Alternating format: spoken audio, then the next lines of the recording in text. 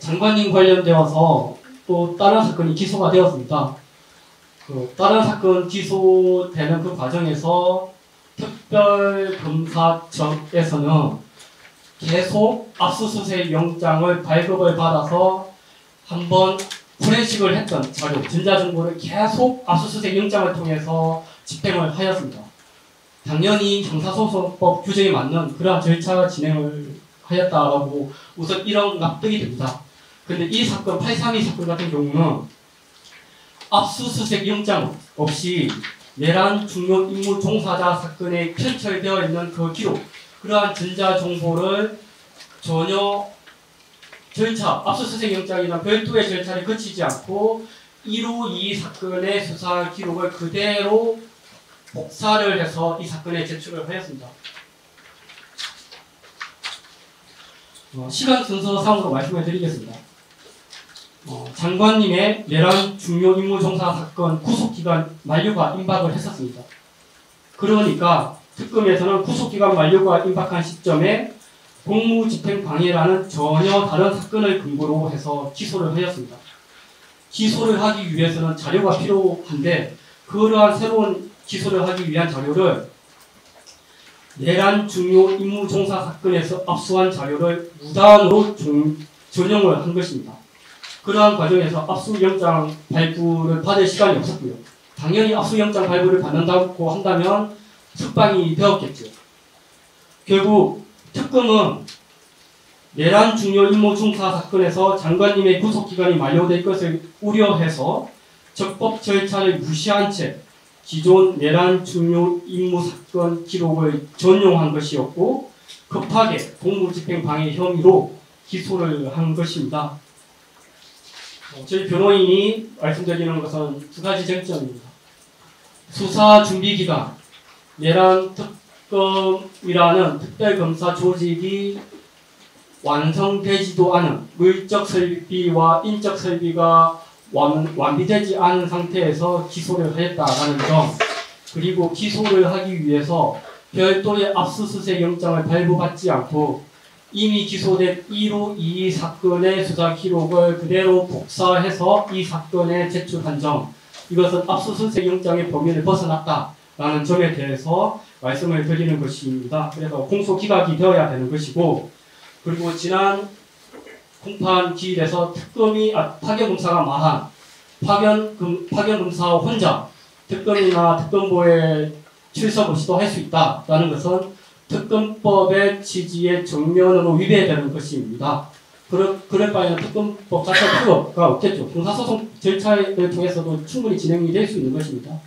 파견검사 스스로가 형사소송법과 특별검사법의 입법 취지를 스스로 지금 몰각을 하고 있다라는 점에 대해서 다시 한번 재판부께 말씀을 드리는 바입니다. 이상입니다. 야, 잠시만요. 꼭 권 변호사님 앞에 모니터랑 노트북 사이에 핸드폰이 카메라가 제 쪽을 보고 있네요. 저기 뭐 저희 촬영하시는 건 아니죠? 그런 건 아닙니다. 이게 오해의 여지가 있어서. 네, 그런 건 아닙니다. 예. 그리고 그걸 좀 돌려주시면 감사하겠습니다. 그리고 또 하나 아까 이하성 고영일 변호사입니다. 이하성 변호인이 지적했던 것처럼 지난번에 저희들이 특검보와 그다음 파견 검사에 관한 이 근거를 요청했을 때 인사혁신처 자료를 6월 24일자 특검 의견서에 정부 인사 발령 통지서를 제시를 했습니다. 거기에 나와 있는 파견 검사, 윤석열 전 대통령에 대한 내란 외환 행위 진상 규명을 위한 특별 검사실 파견 근무를 명한 검사 명단에 오늘 새로 출석한 검사 명단이 없습니다. 그렇기 때문에 저희들은 이 파견 여부를 검찰 측, 특검 측에서 얘기하고 있는 그때 6월 19일인지 6월 17일인지 파견이 됐다라는 그걸로는 저희들이 소명이 안 된다는 입장입니다. 그렇기 때문에 인사혁신처 자료, 정부의 공식 정부 인사 발령 통지를 통해서 지난번처럼 발령 통지서가 있으면 저희들이 그 부분에 대해서 특검에 파견된 것으로 인정할 수가 있고, 그게 없으면 사실은 퇴정을 명해 주시기 바랍니다. 과거의 수원고업 사례에서 검사에 불법 참여를 했을 경우에 퇴정 명령을 한 바가 있습니다. 그렇기 때문에 오늘 인사혁신처 자료, 정부의 적법한 인사명령 통지서가 없이 참석한 검사에 대해서는 퇴정명령을 내려주시고 오후에 이런 관련 자료를 입증할 수 있는, 소명할 수 있는 자료를 제출을 하시면 참여를 시키는 것으로 조치를 해주시기 바랍니다. 예. 퇴정명령을 내려주십시오. 인사명령장 갖고 오든지 퇴정명령을 내려주시든지. 퇴정 안 하면 감치하셔야죠, 검사를요. 퇴정명령 하시고 감치하시죠. 일단 그거는 재판장의 판단을 좀 기다리겠고요. 저희가 일단 지난 기일 공판의 성과를 별로 간단히 구두 변론을 하겠습니다. 그런데 제가 계속 그 증거조사 절차에 협조를 하고 있다고 해서 이 공판 절차가 근본적인 문제점과 하자가 치유되는 것은 아닙니다. 그 말씀 다시 한번 먼저 드립니다. 지금 이 사건 재판은 우리 김영건 장관을 구속 상태에 두고 인질로 삼고 재판을 하고 있습니다. 인질로 삼고 있습니다, 재판입니다. 그 대표님께서 양심 있으시면 느끼실 겁니다. 조은석이가 불법 기소한 사건에 터잡아서 공소장 하나를 그냥 받고 영장을 발부했습니다. 그다음에 깊은 사유가 여러 가지 발생했음에도 불구하고 그냥 간이기각으로 무시하고 절차를 강행했습니다. 다 무효입니다. 그 상태에서 김영건 장관은 지금 불법 구금 상태에 있고요. 그래서 이 구속 상태에서 재판부 기피 사유가 있어도 기피 인정할 수가 없습니다.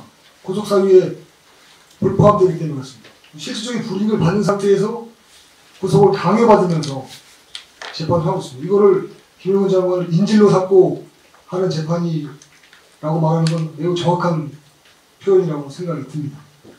그런데 과연 우리나라 법원이 형평성 있게 이렇게 하느냐? 그렇지 않지 않습니까? 그렇지 않습니다. 절대 그렇지 않습니다. 힘 있는 사람, 이재명 같은 사람은 재판도 안 합니다. 유죄로 거의 확정이 됐는데 재판 안 합니다. 다 미룹니다. 근데 힘없는 윤 대통령이나 김영건 장관이나 이렇게 막 인질로 삼고 절차를 강행해서 저희들한테 변론을 강요합니다.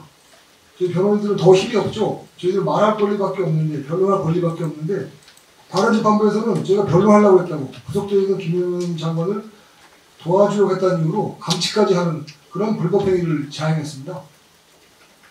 저희들은 정말 이 무력한 상태에서 재판을 진행하고 있습니다. 어디 도움을 받을 데가 없습니다.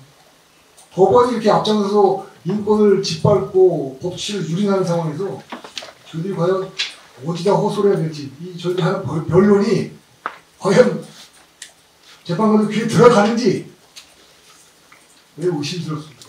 이런 공허한 변론을 해야 되는 것인지, 이미 결론을 정해놓고 김영건 장관을 인질로 삼고 재판하는 판사들이 어떻게 과연 공정하게 진행할 것인지 두렵습니다. 두렵기까지 합니다.